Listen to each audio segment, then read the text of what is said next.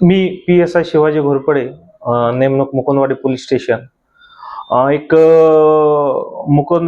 Social मीडियावरती Mukundwadi police station हद्दीत काही मुले रामनगर भागामध्ये कोयता घेऊन दहशत पसरत असल्याचा एक व्हिडिओ आम्हाला मुकुंदवाडी पोलीस स्टेशनला प्राप्त झाला होता. त्यानुसार आमच्या वरिष्ठांनी सदर व्हिडिओमधील आरोपी निष्पन्न करून पुढील कायदेशीर कारवाई करण्याबाबतचे कळवले होते. त्यानुसार आपण तो जो सोशल मीडियावरती जो व्हिडिओ मिळाला होता त्याचा संज्ञान घेऊन त्यामधील आरोपी निष्पन्न केले. परंतु तपासामध्ये किंवा चौकशीमध्ये सदरच्या व्हिडिओमध्ये निष्पन्न असलेले मुले ही अल्पवयीन असल्याचे दिसून आल्यानंतर आपण त्यांना ताब्यात घेऊन त्यांच्या पालकांकडनं त्यांना ताब्यात घेऊन त्यानंतर त्यांच्याकडे विचारपूस केली असता त्या व्हिडिओमध्ये दिसत असलेल्या त्या जो एक जण चाकू घेऊन हातात घेऊन फिरतोय किंवा दुसरा जो येतो त्या दोघांनाही ताब्यात घेतलं असं त्यांनी सांगितलं की त्यांनी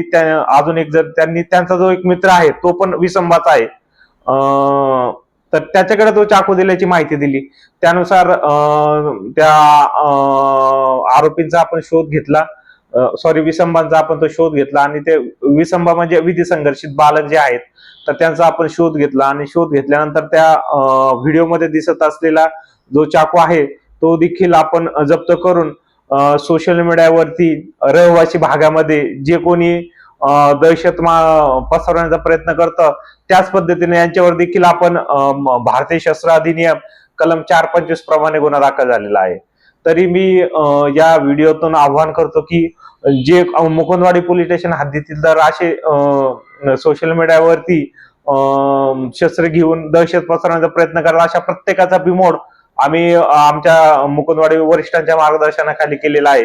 त्याच पद्धतीने जे शाळेकरी विद्यार्थी आहेत जे ते अशा सोशल मीडियावरती जे दिसत असलेल्या रील्स बघून त्यांची नकल करण्याचा प्रयत्न करतात त्यांच्यावर देखील आमच्या सायबर पोलीस स्टेशनची मदत आहे. तसेच आमचं पोलीस स्टेशनचे गोपनीय शाखा देखील त्यावर लक्ष ठेवून असून अशा दहशत पसरवणाऱ्या प्रवृत्तींचा बिमोड करण्यासाठी सक्षम आहेत आणि त्या पद्धतीने हा जो व्हिडिओ मिळालेला आहे त्यातील आपण 4 जणांवरती तो सदरचा गुन्हा दाखल करून तो कोयता देखील जप्त करण्यात आलेला आहे.